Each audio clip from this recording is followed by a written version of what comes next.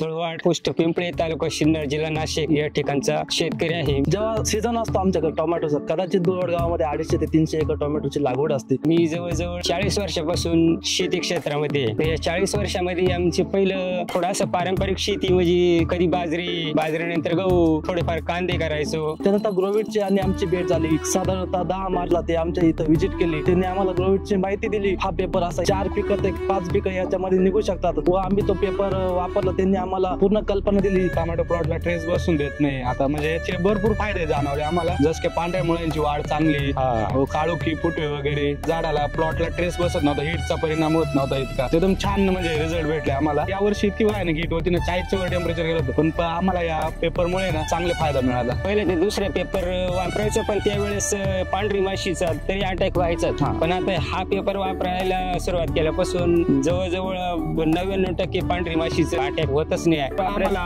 याच्याबद्दल भरपूर माहिती दिली का याच्या व्हाईट पेपरचे कसे फायदे, तुम्ही का वापरला पाहिजे। ग्रोविड 3 आणि 6 मधला पण फरक सांगितला। मग आम्ही यावर्षी ग्रोविड 6 वापरला, त्याचे छान रिझल्ट भेटले आम्हाला। ग्रोविड, वी हेल्प यू ग्रो।